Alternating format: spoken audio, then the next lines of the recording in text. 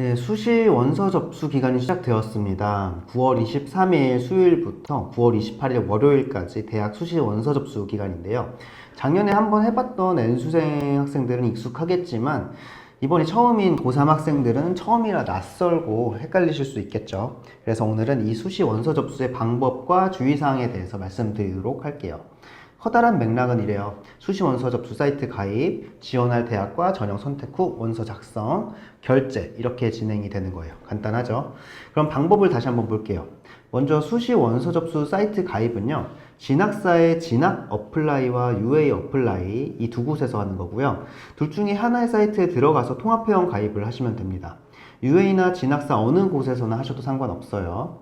이렇게 통합회원 가입을 하실 때 공통 자기소개서도 쓰도록 되어 있는데요. 미대의 경우 내신과 실기만 들어가는 전형이 많이 있죠. 그런 전형에 지원하는 학생들이라면 꼭 이걸 쓸 필요는 없고요. 이 공통 자기소 부분은 미대에서도 자기소개서를 제출해야 하는 학종 전형에 지원하는 학생들이 꼭 써야겠죠.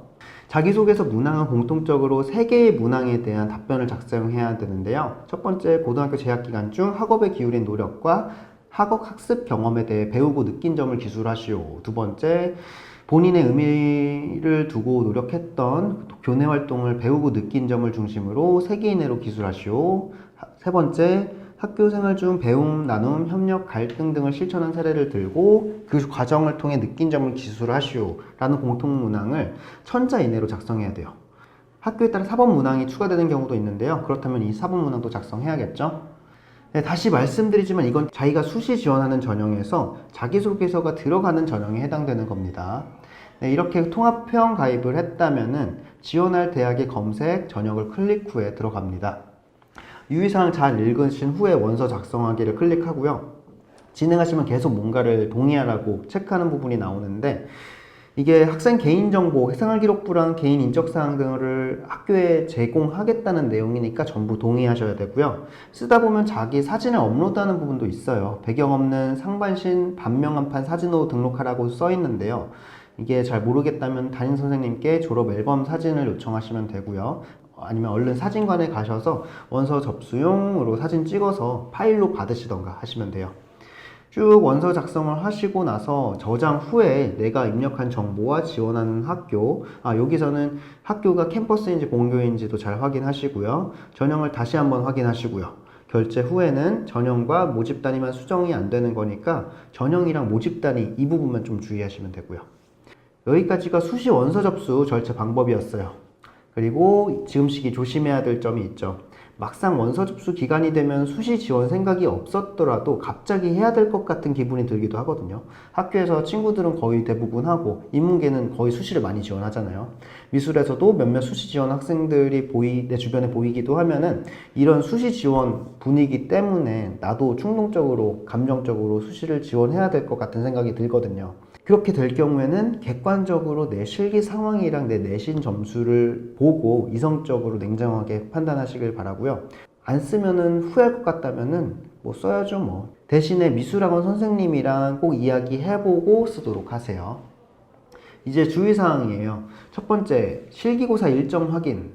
수시는 최대 6개 지원 알고 계시죠? 그렇기 때문에 수시로 2개 이상의 학교를 쓰신다면 실기 전형의 경우에는 실기고사 일정이 겹치지 않게 잘 체크해서 접수하시고요.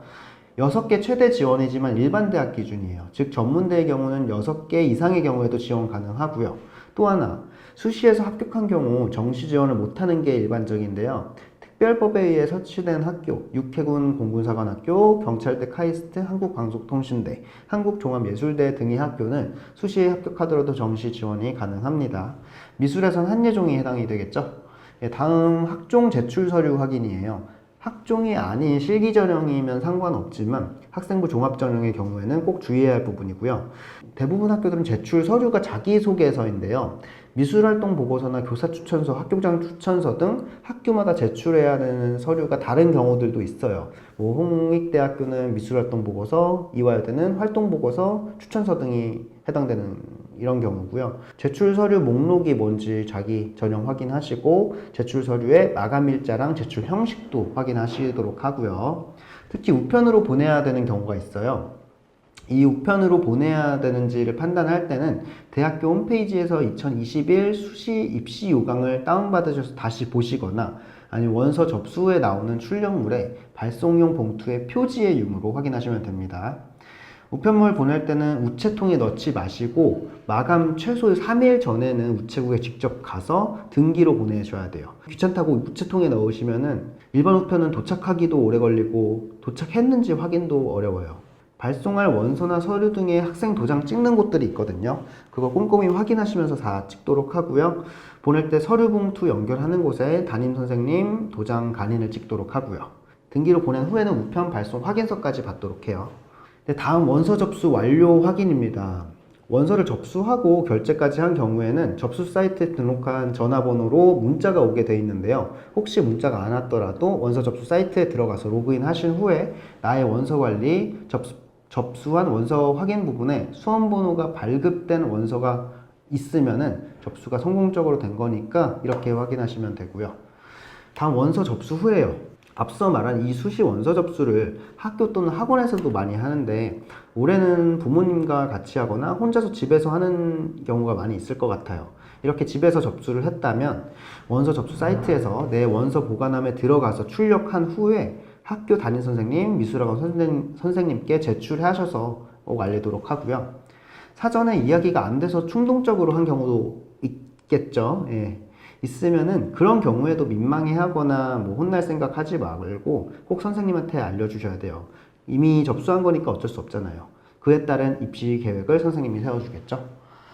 네, 여기까지 오늘은 수시 원서 접수 방법과 주의사항에 대해서 알아봤는데요. 원서 접수하는 게 아주 중요하고 또 처음이기도 하고 그러니까 긴장하실 수는 있잖아요.